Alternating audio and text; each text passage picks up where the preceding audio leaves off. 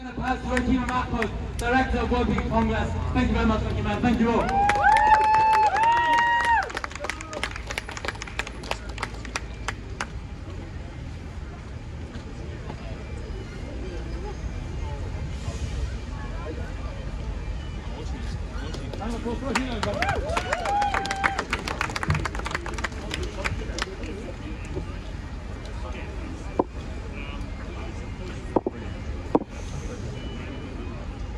Good afternoon, everyone, and thank you so much to be here, and it feels so good to be surrounded by friends from both communities, Tibetans and Hong Kongers, young and old, that have joined us to demand and the Chinese regime's brutality. For the Uyghurs, the past 5.5 years have been the darkest in our collective history, and we are now facing genocide. My beautiful homeland of East Turkestan has been turned into a police state, with a network of checkpoints and surveillance technology that has turned Uyghurs' everyday lives into a dystopian nightmare. Our women have been targeted with forced sterilization and abortions. Many have had their children stolen from them and then taken to state-run orphanages.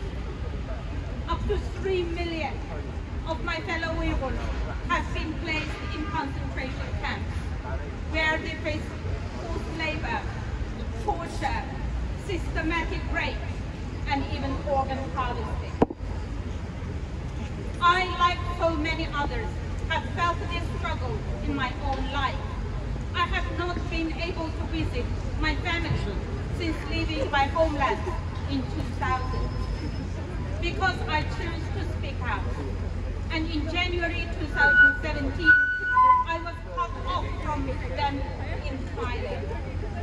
I have been unable to contact them since, and still so many in the international community have failed to give these atrocities the attention and the condemnation they deserve. It is a disrespect to what every Uyghur has been forced to endure that the Chinese regime has once again been given the privilege of hosting an Olympic Games. The world will look back on this moment in shame, just as it did after Nazi Germany hosted the Olympics in 1936. But despite the deafening silence from many institutions and countries around the world, the Chinese government has not been allowed the seamless propaganda history that it had hoped for. Earlier this year, we successfully lobbied Parliament to call for a diplomatic boycott of the genocide games, and the UK government must follow suit. I was proud this week to see brave young activists protesting in Olympia. I was outraged that they were detained by the Greek police, which showed us once again just how far the long arm of China has reached. But their determination and fearlessness in the face of further repression and censorship brought me such hope for future generations. And in their paranoia and obsession, the Chinese regime instead granted us a victory. News outlets were awash with stories of Tibetans, Hong Kongers and Uyghurs fighting for their rights as the Olympic torch was handed over to Beijing.